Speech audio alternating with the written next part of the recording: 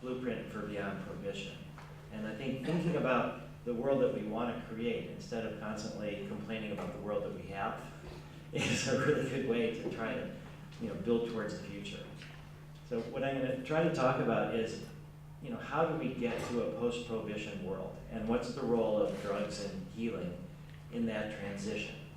And I think even to speculate about the post-prohibition world, things change in a very, very slow manner, or so it seems for a long time. Then there can be these bursts of rapid change. But since we ended, in the United States at least, ended alcohol prohibition about 75 years ago or something, we've been stuck in this prohibition of other substances.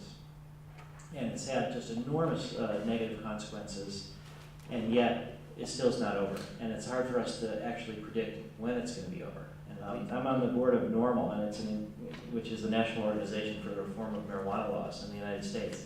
And it's incredibly humbling to be with Keith Straub, who started it in 1971 with the conviction that in the next 4 or 5 years, marijuana prohibition would be over.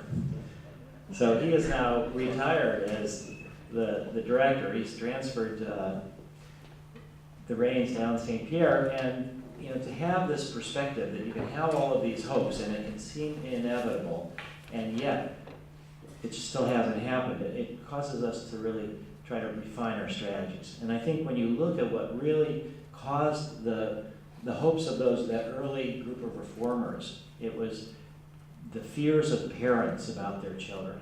It was the rise of the parents' movement in the late 70s, and the way in which they were able to mobilize fears of other parents about drugs causing their kids to go often wrong directions, and then that was matched up with Ronald and Nancy Reagan's Just Say No campaign and the whole escalation of drugs as a national security threat. But really, it's the fears of sort of mainstream parents about their kids. And when you look at what actually ended alcohol prohibition, and also what started it, it's mostly women and mothers. I mean, it was the Women's Christian Temperance Union that really helped generate the sort of moral outrage about the evils of alcohol. And then by the end of the 1920s, early 30s, there was just such crime associated with the prohibition of alcohol, such widespread disrespect for the law, and such kind of glamorization of the gangsters, of Al Capone and all the money that they were making and their whole lifestyle, that and also the poor quality alcohol that often would cause blindness, or could, homemade alcohol, that the harms that caused from that mothers started being really more scared of the drug war and the prohibition than they were the alcohol. And so the largest group that started in the late 20s and early 80s that actually ended prohibition was a group of women. And they were able to really mobilize again this sort of moral support about protection of their kids. So I think when we look at larger society, we're not at that place in this moving to a post-prohibition world. When you think of parents groups that are involved with the drug war, they're almost always anti-drug. The parents groups that you think of, they're the ones that say, we need harsher laws, we need to throw people in jail. And that's why, actually in SSDP, one of their t-shirts, it's my absolute favorite SSDP t-shirt, it has a picture of a guy talking to his parents, and it says, have you talked to your parents about drugs? Because that's what we need, this sort of movement up. So where does drugs and healing come in?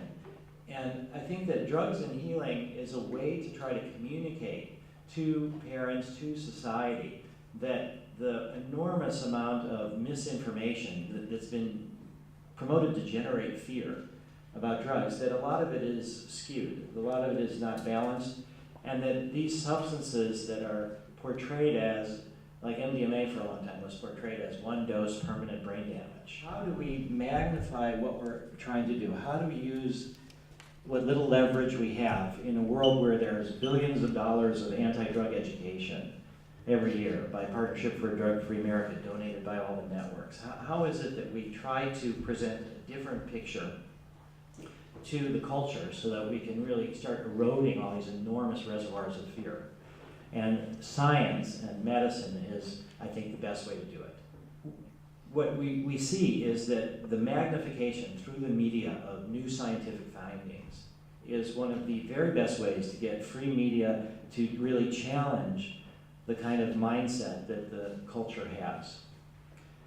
Now, when we talk about drugs as medicines, what we're thinking about normally is pharmaceutical industry developing drugs into medicines for profits. That we have to recognize that the drugs that we're talking about, the drugs that we have to educate the society about, are abandoned by the pharmaceutical industry. There's even a program at FDA called Orphan Drugs, where they provide money to develop orphan drugs that have been abandoned by the pharmaceutical industry. But they're abandoned because they're not going to make money. We have to take a look at MDMA, LSD, marijuana, psilocybin, mescaline. The psychedelics and marijuana are off-patent generic medications, or they're natural products that are not patented. So that the pharmaceutical industries have looked at these drugs and said, absolutely no way are they going to invest any money in them. So if we want to develop psychedelics and marijuana into medicines as a strategy to end the drug war, we can't rely on the traditional approaches. So that if we take drugs like marijuana, MDMA, LSD that have been demonized and have enormous amounts of research funded by governments into why they're bad, then the risk profile of these drugs, which can cost hundreds of millions of dollars to establish, is already done. So we just need to summarize the current research and then focus on developing beneficial uses. So that briefly, with marijuana, we're nowhere. And the reason that we're nowhere is because the federal government has, in the United States, and also here in Canada, has a monopoly on the supply of marijuana that can be used in research. Fred talked to you about the research that he did. He showed you stuff about different strains and what they do. Health Canada will consider none of that in any kind of effort to make marijuana into a medicine, because the marijuana that he used was not grown under government approval. Because we cannot choose our own marijuana, because we don't get it to look at benefits, government only give it to risks, there really is no research going on into medical use of marijuana that can make it into a medicine. There's 13 states that have approved medical marijuana, hundreds and hundreds of thousands of people are using it. Again, none of that data counts. None of the marijuana is used grown under medical, under DEA approval, so that the effort to make marijuana into medicine is going nowhere. With psychedelics, it's a whole different story. Surprisingly, there's lots of manufacturers that have DEA licenses to produce psychedelics. And the FDA in the United States, and now we've just found out with Health Canada that's approved our MDMA study here for post-traumatic stress disorder, which is the first psychedelic research in over 35 years in Canada, that the FDA and Health Canada put science before politics, at least to some degree. And that's, again, this key of psychedelic drugs and healing, is if we can get to the people that look at these things from a scientific lens, more so than the politics, that's where we'll make progress. So that over the last 20 years, we've had a renaissance in psychedelic research. So those of you who are sort of coming of age at this particular time, it's like the early 60s in a way.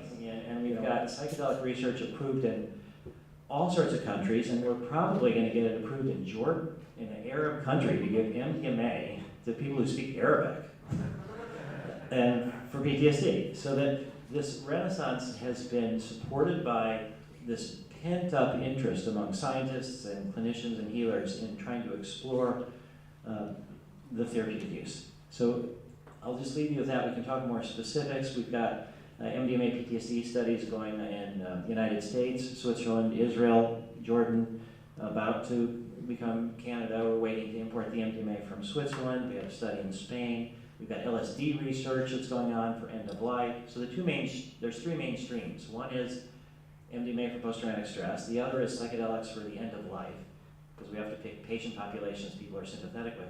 And then the last one is the treatment of addiction. And that's the hardest because it's the most sort of demonized patient groups. They need the most support. And we'll hear more about that from Gabor, but it's something that is a necessary part to show that we're also responsive to the problems of drug use.